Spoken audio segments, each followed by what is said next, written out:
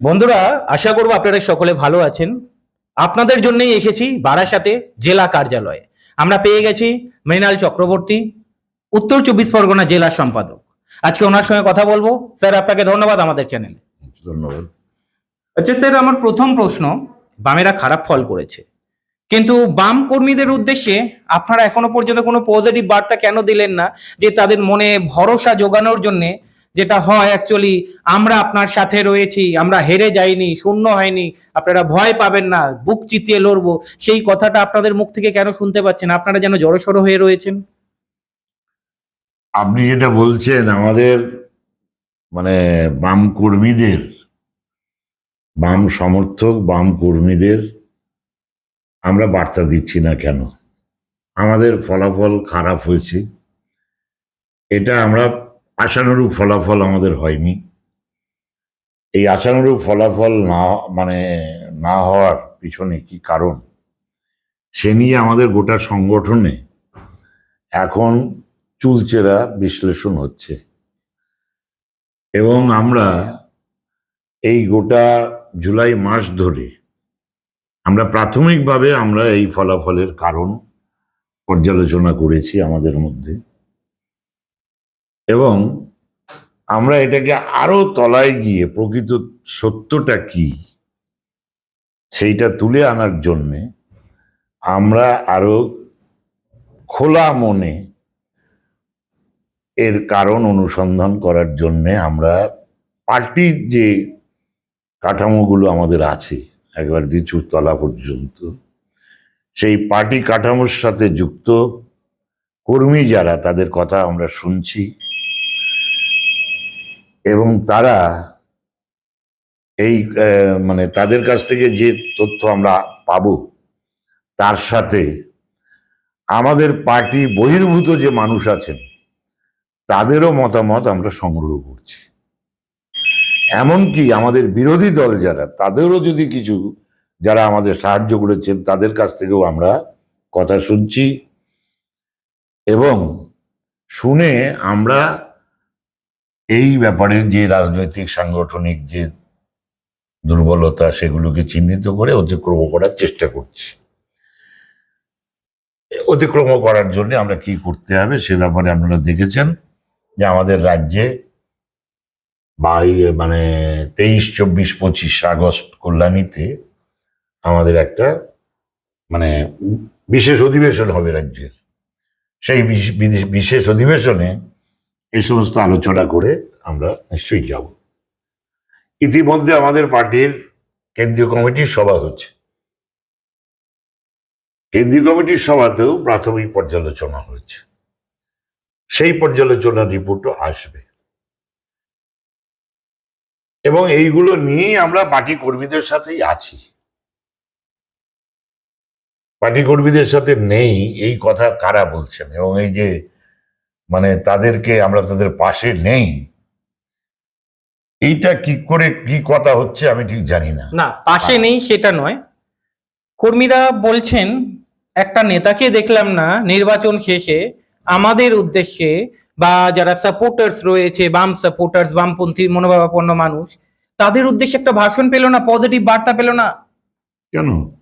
আমাদের রাজ্য সম্পাদক, আমাদের রাজ্য কমিটির সম্পাদক এই নির্বাচনের পরে, এই নির্বাচনকে ঘিরে যে ফলাফল হয়েছে সে ব্যাপারে আমাদের রাজ্য সম্পাদক, রাজ্য কমিটির মিটিং এর পরে রাজ্য সম্পাদক এবং আমাদের পার্টির জেনারেল সেক্রেটারি যিনি আছেন সীতারাম ইয়েচুরি, তারা আমাদের রাজ্য অফিসে সাংবাদিক সম্মেলন করে, আমাদের পার্টির মুখপত্রে এবং সাংবাদিক সম্মেলন করে তারা যা বলার কমরেডদের বলেছেন, এবং আক্রান্ত কমরেডদের পাশে আমরা আছি এই বার্তা তারা দিয়েছেন, এবং গোটা আমাদের রাজ্য পার্টিকে তারা অ্যালার্ট করেছেন যে যে কোনো ধরনের আক্রান্ত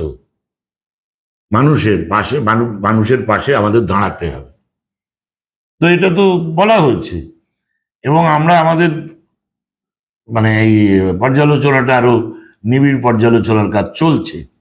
অতএব আমাদের নেতৃত্ব বলেননি এরকম তো না, বার্তা দেননি এরকম তো না, তারা তো বার্তা দিয়েছেন। এই যারা প্রচার করছেন, আর আমাদের যে কারণ সম্পর্কে এখনই আমরা তো আর এরকম ব্যক্তিগতভাবে সবটা বলা হয় না। আমাদের মানে একটা কমিটিগত যে আলোচনা হয়, সেই আলোচনার পরে আরো অ্যাকুরেট ভাবে সে নিয়ে আমরা পার্টিতে যাব, আমাদের পার্টি কমরেডদের কাছে, পার্টির সমর্থকদের কাছে। এই মুহূর্তে আমাদের আক্রান্ত মানুষের পাশে আমরা দাঁড়াচ্ছি, আক্রান্ত কর্মীদের পাশে আমাদের দাঁড়াতে হবে। এবং এই নির্বাচনের এই ধরনের ফলাফল, সেখানে আমাদের কি সাংগঠনিক দুর্বলতা আছে, রাজনীতিক কি দুর্বলতা আছে, সেই দুর্বলতাকে চিহ্নিত করে তা অতিক্রম করার ব্যাপারে আমাদের পরবর্তী পদক্ষেপ কি নেওয়া যায় সেটার মধ্যে আমরা আছি। এছাড়া একটা প্রশ্ন, আমরা দেখলাম কিছুদিন আগে ধর্মতলাতে গাঁজায় কি ঘটনা ঘটেছে সেই নিয়ে সমস্ত বামপন্থী দলগুলো এক জায়গায় এসেছে, কিন্তু রাজ্যের বৃহত্তর বাম জোট বা বাম সরকার গঠনের জন্য আমরা সব কটা দলকে এক জায়গায় দেখতে পাই না কেন? কবে দেখতে পাবে বাংলার মানুষ? কারণ বামপন্থী দল, অবাক লাগে, বামপন্থী দলগুলোই এক জায়গায় নেই, একের অপরের বিরুদ্ধে বলছে। কি বলবেন এটা? দেখুন, এটা হচ্ছে সর্বভারতীয় ক্ষেত্রে এবং রাজ্য স্তরেই ঠিক হয়, সব নীতি নির্ধারিত হয়। কোন বামপন্থী দল তারা কি স্ট্যান্ড নেবেন, আমাদের দিক থেকে এই চেষ্টা ধারাবাহিকভাবে চলছে।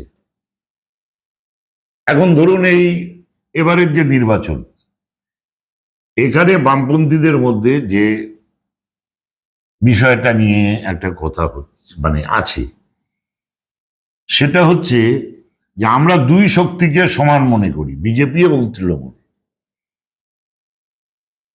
আবার কেউ মনে করেন যে না, আমরা দেশের ক্ষেত্রে প্রধান শত্রু মনে করি বিজেপিকে, কিন্তু রাজ্যের ক্ষেত্রে প্রধান শত্রু হচ্ছে তৃণমূল।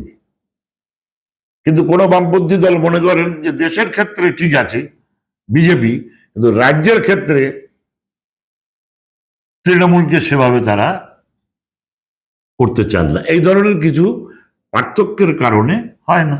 আবার যে ইস্যুতে আমরা পাই বামপন্থীদের সবাইকে, অন্তত ইস্যু ভিত্তিক, সেই জন্য একসাথে যাই আমরা। আমরা যেটা দেখলাম, বিভিন্ন দিকে দোকান উচ্ছেদ হচ্ছে, সেখানে বামপন্থীদের রাস্তায় দেখা গেল না কেন? আপনাদের বারাসাতেও বিভিন্ন দিকে হয়েছে, আপনাদের রাস্তায় দেখা যাচ্ছে না কেন? সেইভাবে বলছে কর্মীরা বলছে, এত লেট করছে কেন? বিজেপিকে কি সুযোগ দেবার জন্যে? কর্মীরা বলছে না, সমর্থক বলুন, আমি কর্মী বলি বলুন। কর্মীরা বলছে না অন্যরা এগুলো কর্মীদের মুখে বসাচ্ছি, আমি জানি না। আমরা কাউকে তো আমাদের রাজ্য পক্ষ থেকে এবং জেলার পক্ষ থেকে এই যে মমতার উদ্দেশ্য প্রণোদিত গভীর অভিসন্ধিমূলক এই যে ঘোষণা রাইটার্স বিল্ডিং থেকে, এটা তো আর কিছুই না।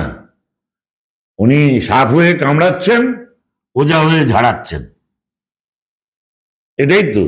উনি ভয় দেখাচ্ছেন প্রথমে, এবং যেসব এলাকায় তার ভোট হয়নি, বেশিরভাগ মানুষ তার বিরুদ্ধে গেছে, সেই সব এলাকার মানুষকে ভীত সন্ত্রস্ত করছেন। এবং তারপরে উনি আবার দুদিন পরে বলছেন তালিকা করব, এদেরকে বিকল্প দেব, একটা প্রলোভন দেখাচ্ছেন। এই করে তিনি সবাইকে আবার তার ভোট ব্যাংক ফেরত চাইছেন। তো তার বিরুদ্ধে আমরা বলেছি যে হকার উচ্ছেদের নামে মানুষের রুটি রুজি বিকল্প সংস্থানের ব্যবস্থা না করে এইভাবে মানুষের পেটে লাথি মারা যাবে না। আমরা সেই বার্তা নিয়ে বিভিন্ন জায়গায়, এই তো কাজরাপাড়াতে আমরা করেছি, আমরা তার প্রতিবাদ করেছি, আমাদের পার্টি সেখানে মিছিল করছে, নেই কে বলেছে। এবং আমি বলছি, এক অংশের মানুষ মনে করছেন, হকাররাও তারা মনে করছেন তারা লড়াইয়ের, তো তাদের দিয়ে তো লড়াই, আমরা আমাদের কথা বলছি, কিন্তু তারা লড়তে চাইছেন না, তারা তার তালিকায় নাম তুলতে চাইছেন। আমরা তাদের মানে টিএমসির এই যে পরবর্তী বার্তায় তারা মোহগ্রস্ত হচ্ছেন। যে এখনই যদি কোনো রাজনৈতিক বামপন্থীদের সাথে আন্দোলনে যাই তাহলে আমার নামটা হয়তো উঠবে না। এই জন্যে অনেক জায়গাতে বলা হচ্ছে যে এখনই আপনাদের ঝান্ডার তলায় গিয়ে আমরা আন্দোলন করব না। আমরা আমাদের কথা বলছি, এবং তাহলে যাদের জন্য বলছি তাদের যারা আসবেন তারা আমাদের তাদের সঙ্গে নিয়ে আমরা লড়বো। তাদেরকে বাদ দিয়ে তো লড়াই হবে না। আমরা তাদেরকে আমাদের বার্তা পৌঁছে দিয়েছি যে আমরা এই মানে বিকল্প ব্যবস্থা না করে এই যে উচ্ছেদের বিরুদ্ধে আমরা।